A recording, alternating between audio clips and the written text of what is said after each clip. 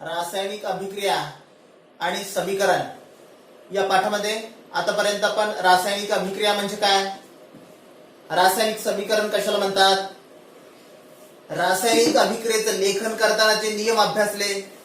त्याचबरोबर रासायनिक अभिक्रिया ही अंकगणितीय दृष्ट्या संतुलित कशी करावी यासाठी रासायनिक अभिक्रिया संतुलित करण्याच्या पायऱ्या अभ्यासल्या. आणि यावरून आपले एक बाब लक्षात आली की दैनंदिन जीवनामध्ये आपल्याला सुखकर जीवन करून घ्यायचं असेल तर रासायनिक अभिक्रियांची नितांत गरज असते.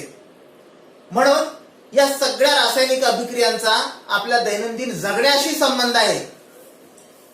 आता आपल्याला या पाठामध्ये पुढचा मुद्दा अभ्यासायचा आहे, रासायनिक अभिक्रियेचे प्रकार. तर रासायनिक अभिक्रियेचे प्रमुख 4 प्रकार पडतात. या अगोदर आपण रासायनिक अभिक्रिया म्हणजे काय हे अभ्यासलंय. अभिक्रियाकारकांपासून उत्पादितांची निर्मिती प्रक्रिया म्हणजे असते रासायनिक अभिक्रिया. आणि मग रासायनिक अभिक्रिया घडून येत असताना रासायनिक अभिक्रियेमध्ये भाग घेणारे जे पदार्थ आहेत त्या अभिक्रियाकारकांमधील जुने बंध तुटतात आणि नवीन बंधांची निर्मिती होते. आणि हे नवीन बंध निर्माण झाल्यानंतर तयार होणारे जे नवे पदार्थ आहेत त्या नव्या पदार्थांना आपण संयुग म्हणतो. आणि संयुगाचे गुणधर्म हे घटक मूलद्रव्यांपेक्षा भिन्न असतात. या संयुगांचा उपयोग वेगवेगळ्या क्षेत्रामध्ये आपल्या दैनंदिन जगण्यामध्ये होत असतो. शिवाय आपण हे पण अभ्यासलं की रासायनिक अभिक्रिया होत असताना रासायनिक संयोगाचा नियम म्हणजे अभिक्रियाकारकांचे एकूण वस्तुमान आणि उत्पादितांचे एकूण वस्तुमान हे निश्चित असतं. आता आपल्याला पुढचा प्रकार अभ्यासायचा आहे रासायनिक अभिक्रियाचा संयोग अभिक्रिया. रासायनिक अभिक्रियेचे प्रकार 4 आहेत. त्यापैकी संयोग अभिक्रिया, विस्थापन अभिक्रिया, दुहेरी विस्थापन अभिक्रिया आणि अपघटन अभिक्रिया असे एकूण 4 प्रकार आहेत. आता क्रमाक्रमाने जर विचार केला तर प्रथम संयोग अभिक्रिया, नंतर अपघटन अभिक्रिया, नंतर विस्थापन अभिक्रिया आणि नंतर दुहेरी विस्थापन अभिक्रिया असे प्रमुख 4 प्रकार आहेत. आता अजून उपप्रकारांचा जर विचार केला तर मग शीघ्र अभिक्रिया, मंद अभिक्रिया, ऑक्सिडीकरणाची अभिक्रिया अशा वेगवेगळ्या रासायनिक अभिक्रियांचे प्रकार आहेत. परंतु आपल्याला अभ्यासासाठी प्रमुख 4 प्रकारांचा अभ्यास करायचा आहे. त्यापैकी पहिला प्रकार अभ्यासतोय आपण संयोग अभिक्रिया. आता संयोग अभिक्रिया म्हणजे काय, ज्या रासायनिक अभिक्रियेमध्ये 2 किंवा 2 पेक्षा जास्त अभिक्रियाकारकांचा संयोग झाल्यानंतर एकच उत्पादित तयार होत असेल तर अशा अभिक्रियेला संयोग अभिक्रिया म्हणतात.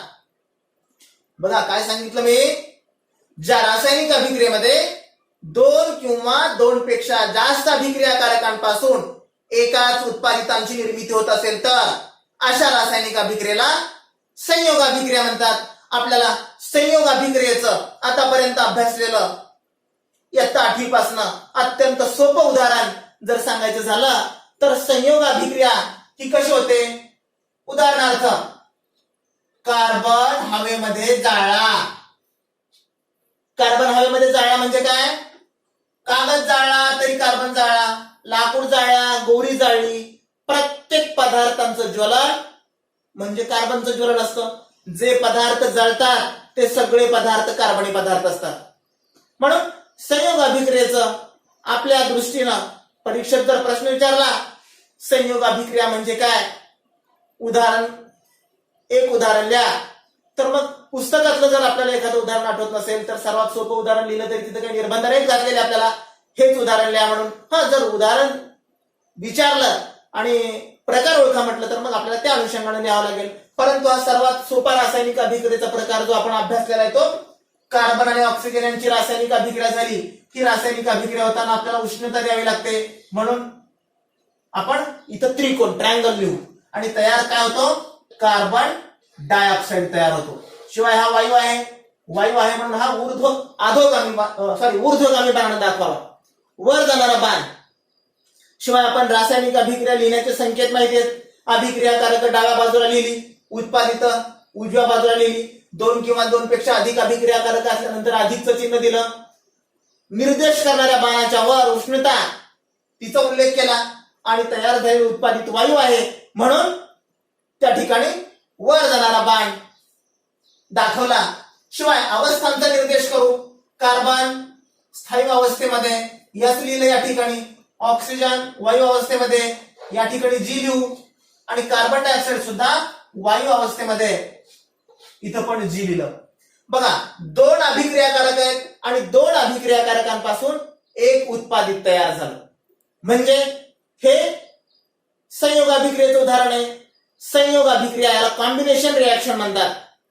दोन अभिक्रियाकारकांपासून एक उत्पादित तयार होतं. रासायनिक अभिक्रिया संतुलित आहे का? कार्बनचा अणू एक आहे.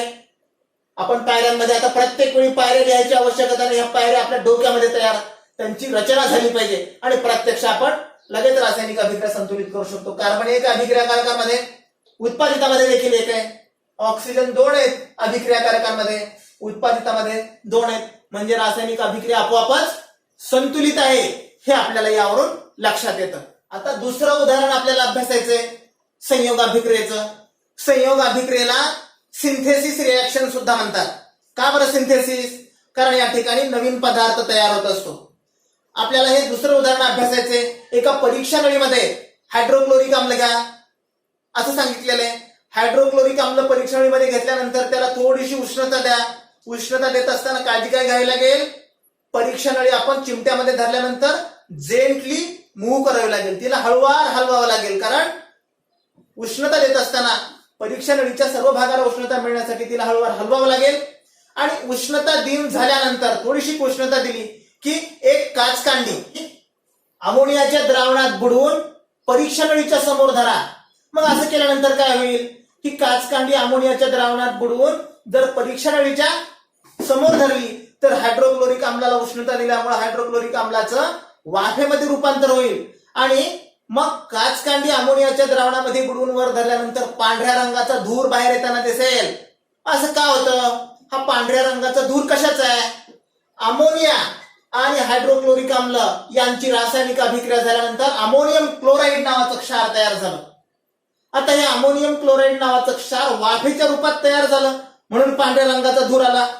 परंतु ही वाफ जर थंड झाली तर वाफेचं संघनन झाल्यानंतर आपल्याला त्या ठिकाणी द्रव रूपामध्ये आणि परत स्थायू रूपामध्ये देखील नवसागर मिळून येतो. याला व्यवहारी भाषेमध्ये नवसागर म्हणतात. आणि मग या नवसागराचा आपल्याला उपयोग आहे की नाही? कुठं उपयोग आहे? रासायनिक अभिक्रियेचा उपयोग होतो. नवसागर दारू तयार करण्यासाठी वापरतात. दारूमध्ये नवसागराचा अर्क आहे म्हणून दारू पिणारा मूर्ख आहे असा आपल्या सर्वांचा तर्क आहे. नवसागर हा नवसागर नावाचा अमोनियम क्लोराईड नावाचं क्षार मद्य तयार करण्याच्या प्रक्रियेमध्ये वापरतात. मग आहे की नाही उपयोग? याच्यावर तर सगळं चालते म्हणा अर्थव्यवस्था. हे उत्पादन तयार करण्यासाठी या रासायनिक अभिक्रियेचा उपयोग होतो आणि ही रासायनिक अभिक्रिया संयोग अभिक्रिया आहे. बघा, दोन अभिक्रियाकारकापासून अमोनिया आणि हायड्रोजन क्लोराईड यांची रासायनिक अभिक्रिया झाल्यानंतर अमोनियम क्लोराईड नावाचा क्षार तयार झाला. ज्या पांढऱ्या वाफा आहेत त्या वाफा अमोनियम क्लोराईडच्या होत्या. आता अमोनियाची आपली ओळख आहे का? हा अमोनिया कुठं असतो?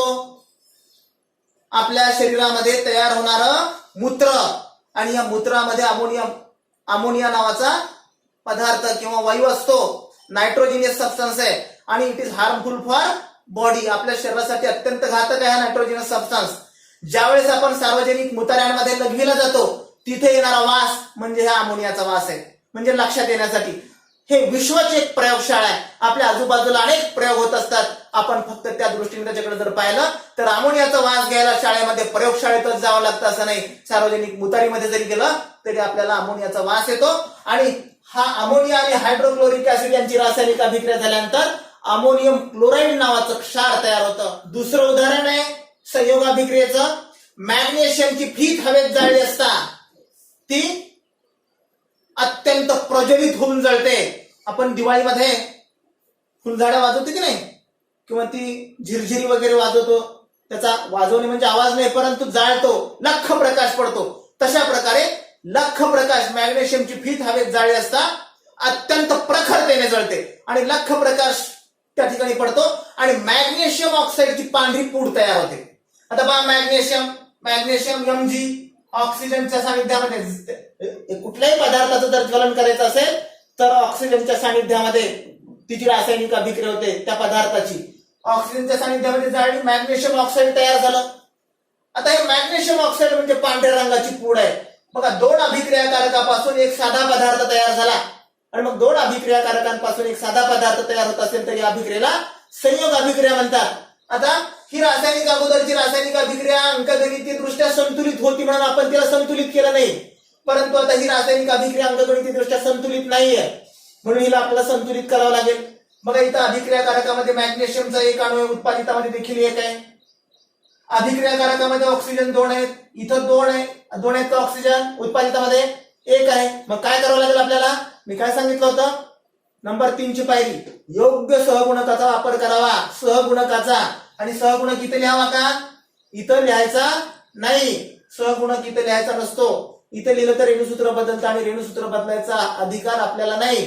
लॅव्हासिये यांना तो अधिकार आहे, किंवा बर्झेलियस यांनी ते ठरवलं, त्यांनी अभ्यासांती हे सगळं ठरवलेलं आहे. आपल्याला तो अधिकार नाही. म्हणून आपण योग्य सहगुणकाचा उपयोग केला पाहिजे.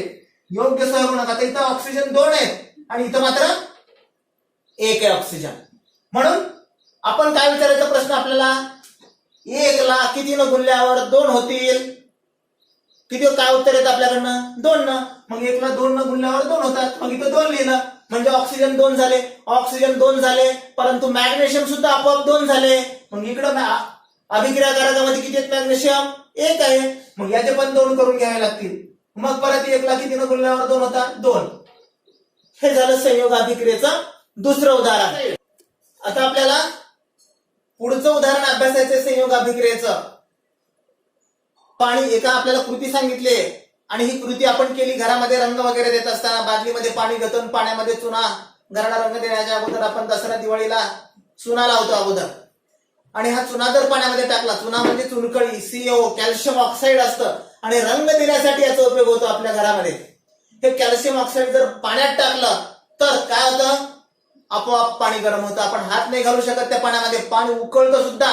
इतकी प्रचंड उष्णता ही रासायनिक अभिक्रिया होत असताना बाहेर पडते. म्हणजे ही रासायनिक अभिक्रिया घडून येताना उष्णता द्यावी लागते का?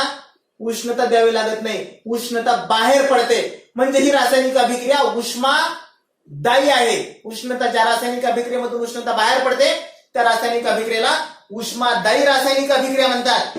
आणि मग ही रासायनिक अभिक्रिया घडून येत असताना कॅल्शियम आणि ऑक्सिजन, कॅल्शियम ऑक्साईड आणि पाणी यांची रासायनिक अभिक्रिया झाल्यानंतर कॅल्शियम हायड्रॉक्साईड तयार होतं, म्हणजे COH टेकन ट्वाइस. आणि ही आम्लारी आहे. आम्लारी, आम्लाचा शत्रू, आम्ल आरी, कारण इथं हायड्रॉक्सिल घट आहे म्हणून ही आम्लारी तयार होते.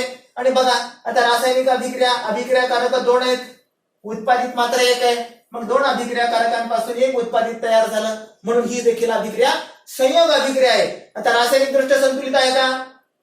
कॅल्शियम अभिक्रियाकारकांमध्ये 1 आहे, उत्पादितांमध्ये 1 आहे.